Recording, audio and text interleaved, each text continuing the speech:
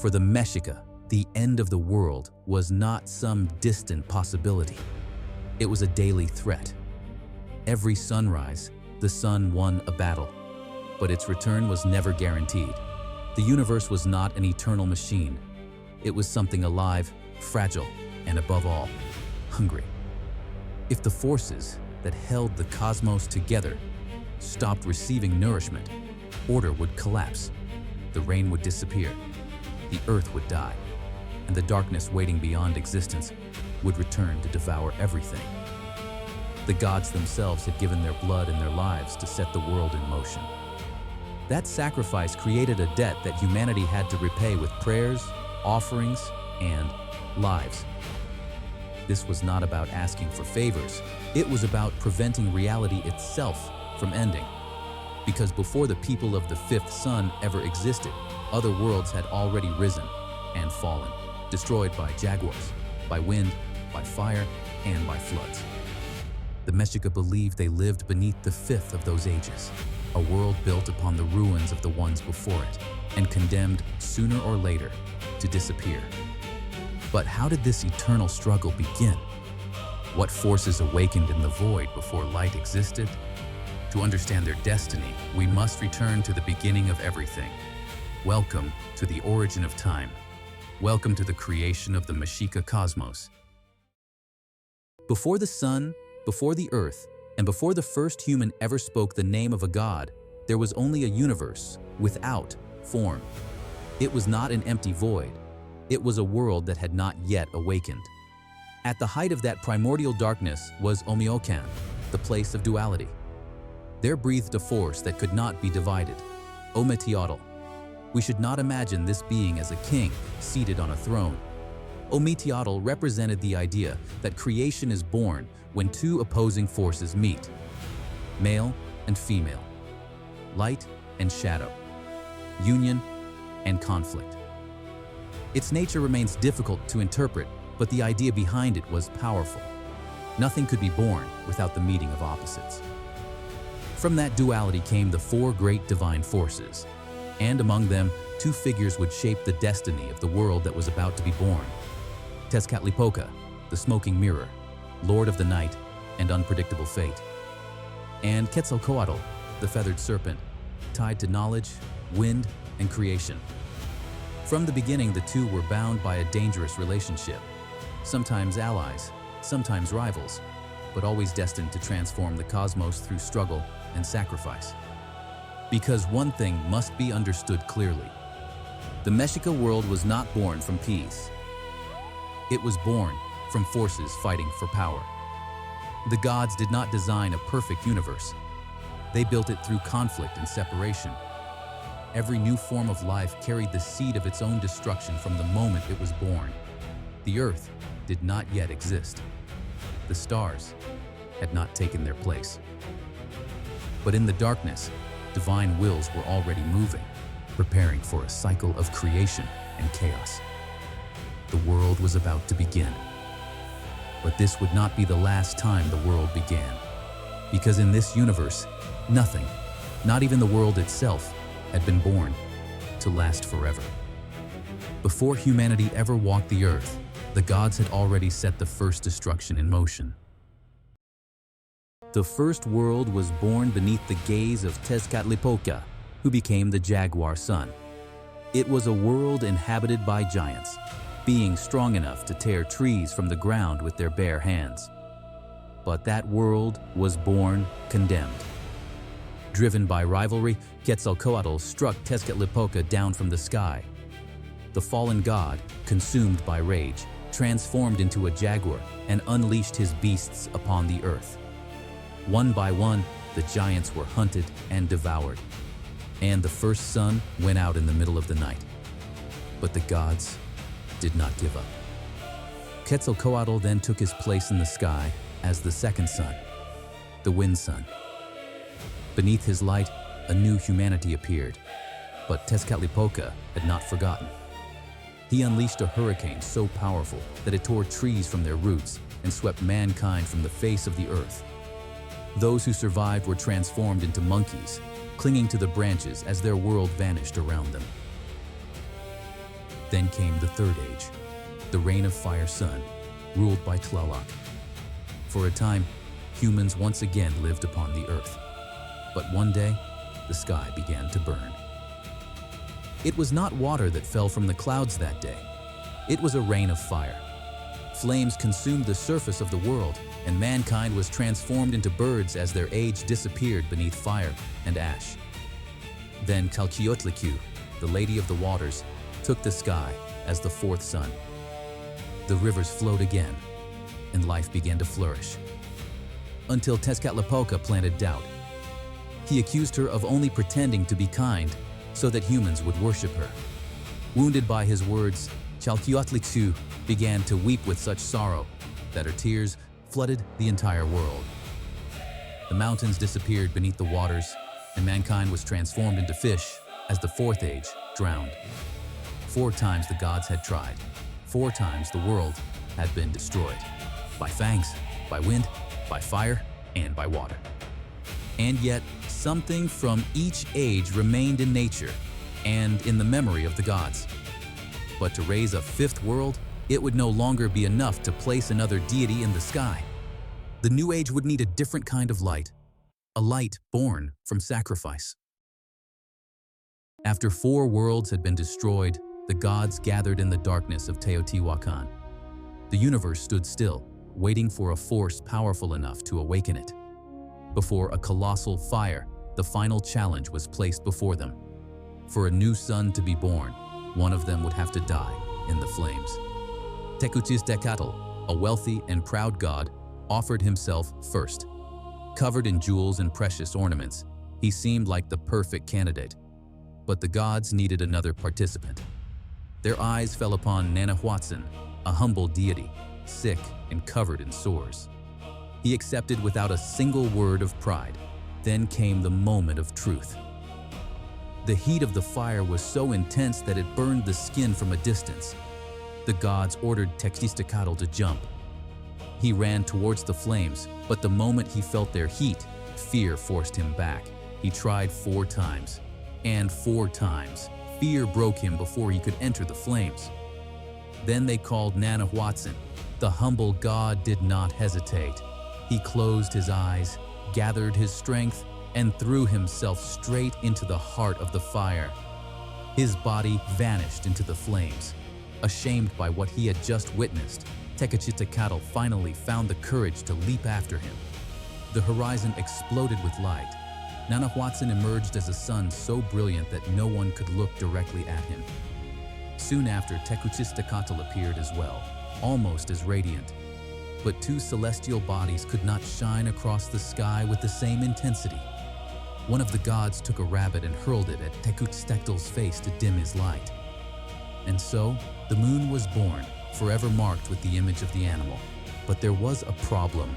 The sun and the moon remained motionless on the horizon. The new sun demanded one final sacrifice before it would begin its journey. The other gods also had to give their lives. One by one, they were sacrificed to feed the new world. But the sun still would not move. At last, Ometeotl, the god of wind, gathered all his strength and blew against the sky until the sun finally began to move. Light cut through the darkness. Time began its march. And the 5th sun was born, the sun of movement. But this world still needed human beings. Quetzalcoatl descended into Mictlan, the realm of the dead, to recover the bones of the previous humanities. After he rescued them, the bones were ground down and mixed with divine blood. From that union, the men and women of the new age were born. The humanity of the 5th sun had been born from sacrifice. That is why, for the Mexica, life was not a free gift. It was a sacred debt. Every sunrise depended on humans returning to the gods a portion of the energy they had given at the beginning of time. They were the children of sacrifice, living in a world that would continue only as long as that debt was paid. When the 5th sun finally began its journey, the chaos of the cosmos found its order. But the Mexica universe was not an empty space. It was a monumental structure of overlapping realms, connected by forces that constantly rose and descended. Above the earth stood 13 heavens. The first were the home of the moon, the stars, and the sun. But as one ascended, the realms became more distant, more mysterious, and more divine, until reaching the highest point of all, Omeyocan. At the center of everything stretched Tlalticpac, the surface of the earth. It was the world of maze, great cities, and war. But for the Mexica, the earth was not an inert rock. It was a living reality, crossed by places where different realms could meet. Mountains held water within them, while caves and other openings symbolically led down into the depths. Beneath Tlalticpac opened the 9 regions of the underworld. Dark, cold, and dangerous territories bound to death. At the deepest point lay Mictlan, the domain of Mictlan and Teotihuacan, the Lord and Lady of the Dead. And yet, these worlds were not isolated. When the sun disappeared beyond the horizon each evening, it began its journey through the lower regions before rising again. The forces of the heavens descended upon the earth, while offerings and temple smoke rose toward the gods. Everything was connected.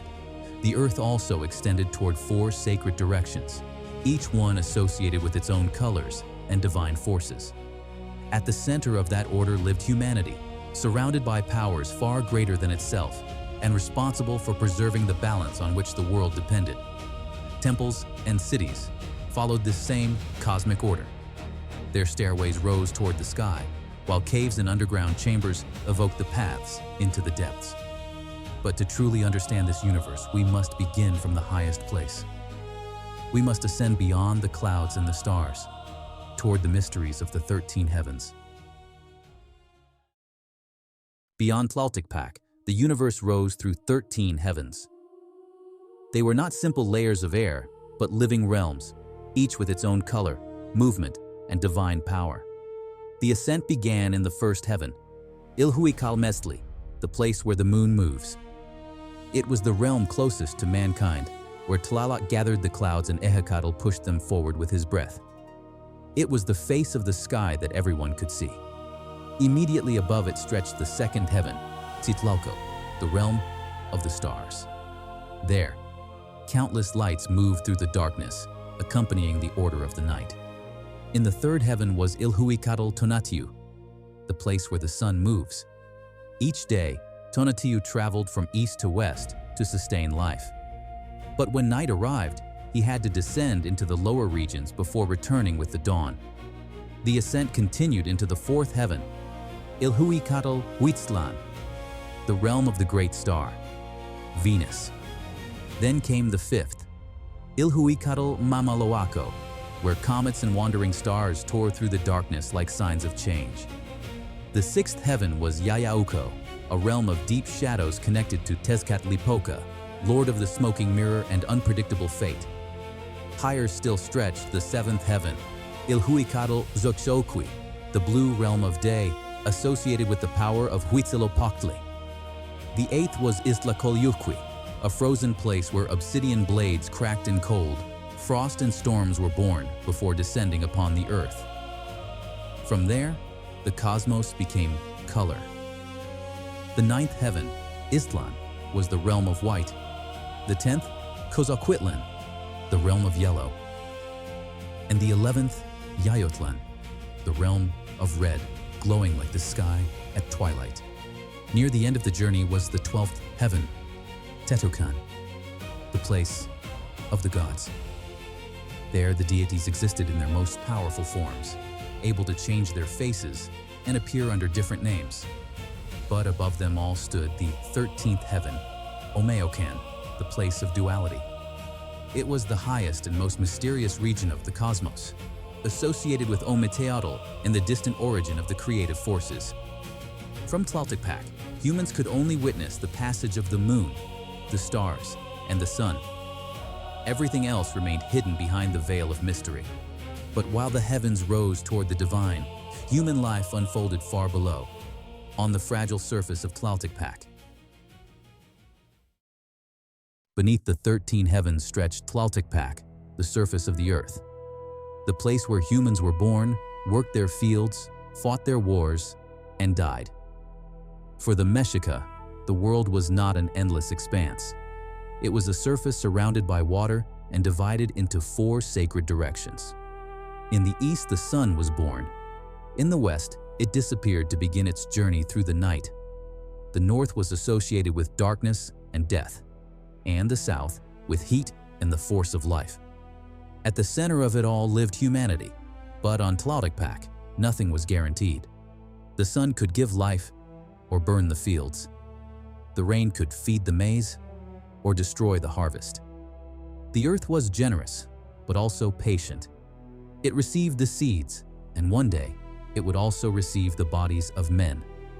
That is why life in that world demanded reciprocity.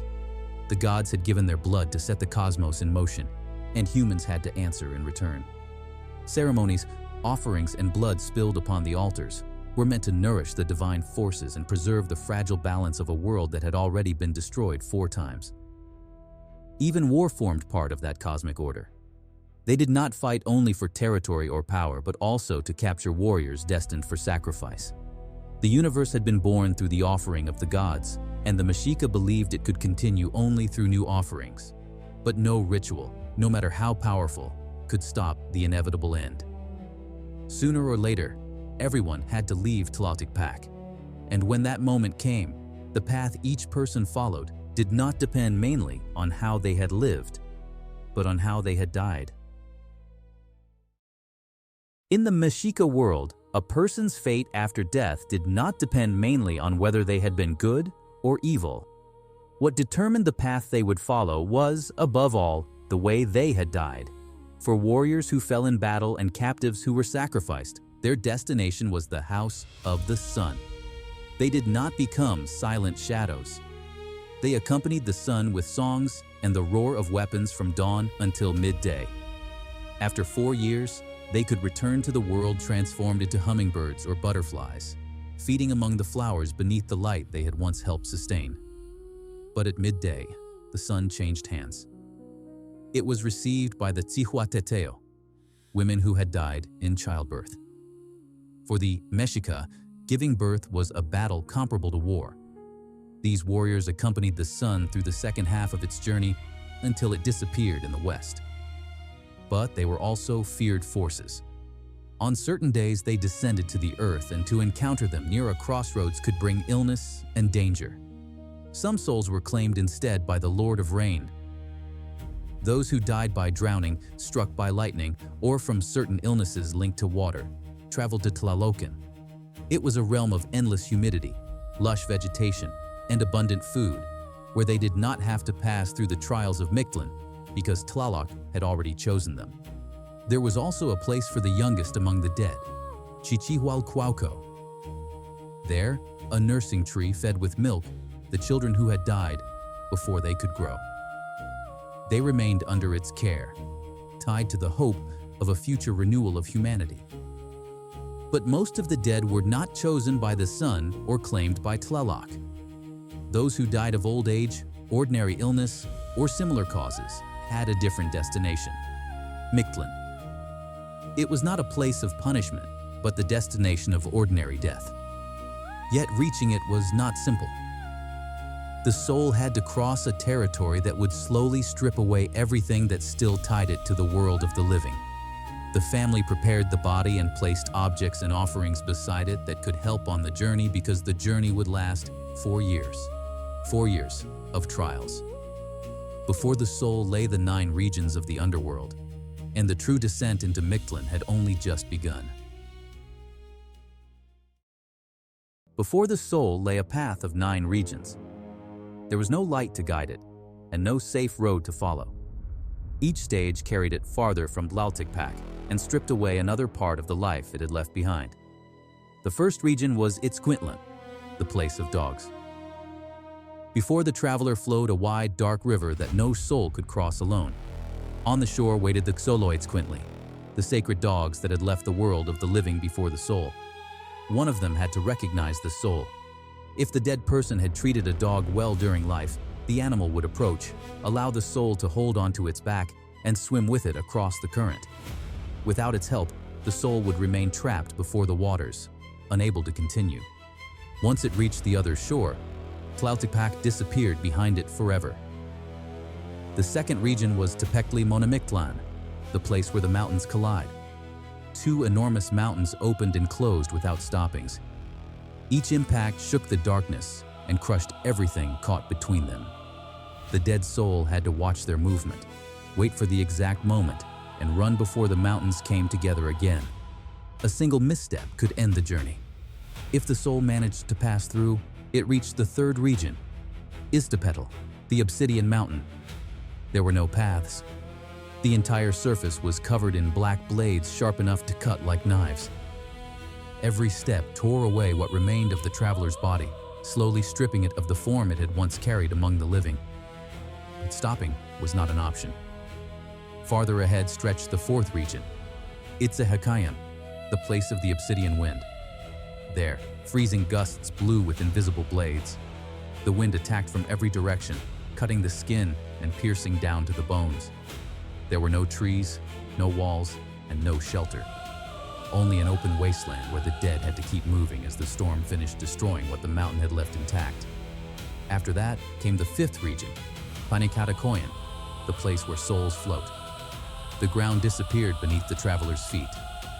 The soul was left suspended in the air, dragged by currents that threw it from side to side without allowing it to control its direction.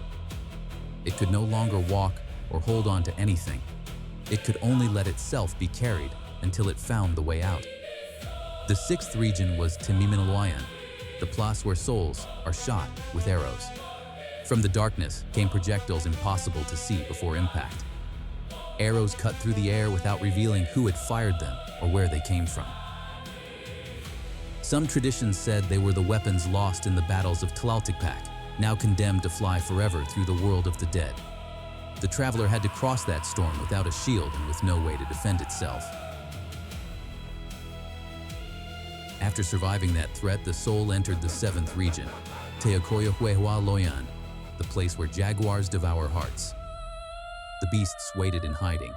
By then, the dead had already lost almost everything that remained of the body, but it still carried a heart within it, the center of its strength, its memory, and its will. The jaguars leapt upon the traveler and tore it away. Without a heart, the soul continued toward the eighth region, Mictlan. It was a land covered in dark waters and thick smoke. There was no horizon and no sign to show the way. Every direction seemed to lead into the same emptiness. The dead soul had to cross it almost without form, without a heart, and without clear memories of the life it had once lived. By then, little remained of the person who had left Tlalticpac. The mountains had threatened its body. The obsidian and the wind had torn it apart. The arrows and the jaguars had destroyed what still tied it to its former existence. Finally, the soul reached the ninth region, Mictlan, the deepest of all. There lay Mictlan. In the middle of a darkness without dawn, ruled Tlalticpac and Teotihuacan, the Lord and Lady of the dead. Before them, the traveler delivered the offerings that its family had placed beside the body. After 4 years, the journey came to an end.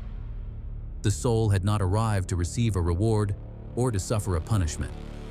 Little by little, it had been stripped of its body, its identity, and every bond that tied it to the world of the living. What had once been a person finally dissolved into Mictlan. But even there, in the deepest region of death, the possibility of a new beginning remained. Because it was from those same bones, kept in darkness, that Quetzalcoatl recovered the matter from which the humanity of the fifth sun was born. Mictlan was not only the place where the journey ended, it was also the place from which life could begin again. Mexica beliefs may seem distant, but their stories were born from the same questions that have troubled humanity since the beginning of time. Why does the universe exist? Why do we die? And what lies beyond? In the stories of the five suns, we find giants and worlds destroyed by great catastrophes. It is hard not to hear echoes of these ideas in other cultures. The Nephilim of the Hebrew traditions, the giants of Greek mythology, or the great floods described by countless peoples around the world. This does not mean that all these stories share the same origin. It means that peoples separated by enormous distances looked upon similar forces: earthquakes, storms, floods, and the absolute mystery of death. The Mexica answered by imagining a cosmos that had not been born only once, but had died and risen again. A universe where even the gods had to sacrifice themselves so life could continue. Within that belief, there is something deeply human: the desire to find order within chaos, and the hope that death may be part of something far greater. Perhaps that is why these stories still feel familiar. Because even when the names of the gods change, the questions remain. They are the same questions humanity has repeated since it first looked up at the sky and understood that, like all the worlds before it, one day this world too will have to disappear. But that day has not yet come. The fifth sun continues its journey, and as long as it keeps moving, our world will continue to live.